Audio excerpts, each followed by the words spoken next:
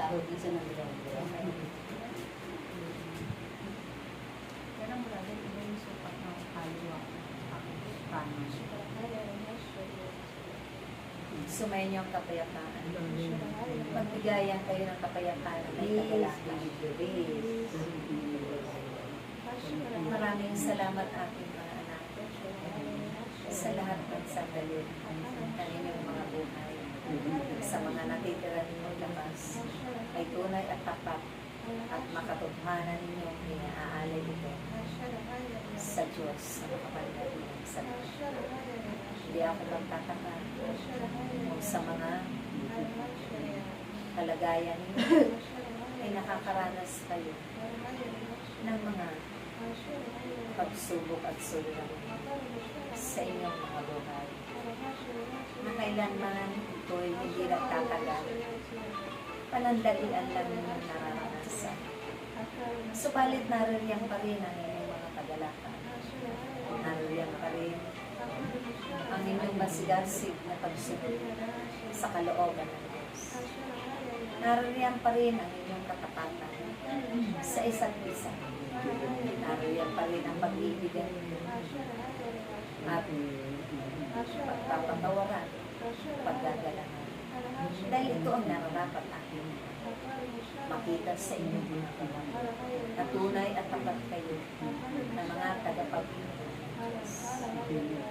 Kung minsan kayo na ay may mga pasanin na mabibigat na pinahihintulog ng Diyos, subalit ito'y inyong hinihingi ng tulong sa inyong mga kapatid ng pananalangin upang magkaisa kayo sa pag-ingimit sa pangalan at yun naman ay natutunan ng Diyos na makapangyarihan sa lahat.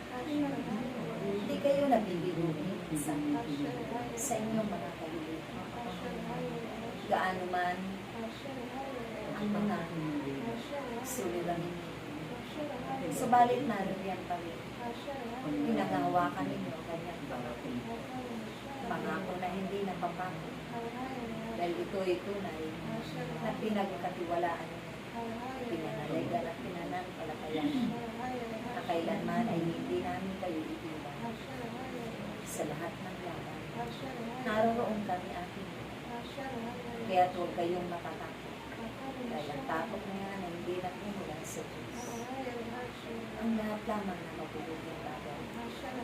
Panghawakan ninyo at manatili kayong nakaugnay lang sa Diyos at sa isa't isa upang kailanman hindi kayo maniwala ng inyong kalaban.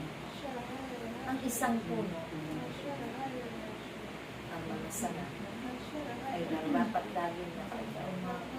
Kakakapit na gusto ito upang anumang bagyo na malalakas at mga pagsubok pahintulutan ang dumating sa inyong mga buhay at mararanasan hindi kayo makakabitaw. Naroon lang kapit na kapit bawat isa sa makapangyarihan at lubos na lubos ang pag-asa ng bawat isa na kailanman hindi kayo magiging sa isa't isa. Ganon nga ang nararapat natin. Hindi kayo nararapat din magtanim ang buhat at galit doon sa mga kapwa nila na impulsive sa inyo. Patuloy lamang ninyo silang ipanalangin na makabigay ang bagong buhay sa piling ng Diyos. Na mabuksan din ang kanilang pag-unawa, ang kanilang paningin, ang kanilang mga mata. Ganun din higit sa lahat ang kanilang mga puso. Upang sila man ay makalaya tulad nyo. Maraming salamat aking huwag ninyong paghihinawaan yung pag-anak ng buong kagalakan. Dahil ito ang magiging daan upang marating ninyo buhay na walang hanggan. Ganon din ang kaharian ng Diyos na naroon ang aking mga silid na inihanda para sa iyo. Kaya minsan lang kayo daraan sa buhay. Kaya magtanim, magtanim, magtanim ng kabuti upang anihin ay kabuti pagdating ng pagdampan. Sumayin mo nawa ang pag-iibigan sa isa't isa, yung pagtutulungan, pagmamalasal sa ngala ng Anak, ng Espiritu Santo. Amen.